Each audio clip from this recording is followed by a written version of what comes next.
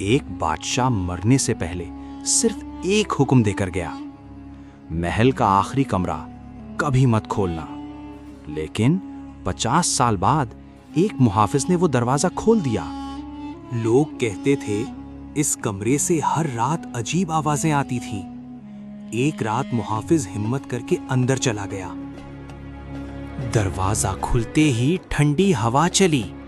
अंदर एक तख्त था और उस पर बादशाह बैठा था। उसकी आंखें चमक रही थीं।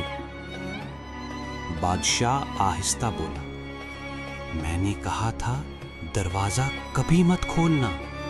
अचानक सारे दरवाजे बंद हो गए। अगली सुबह मुहाफिज कहीं नहीं मिला, लेकिन लोग कहते हैं अब हर रात तख्त पर 2 साए बैठे नजर आते हैं।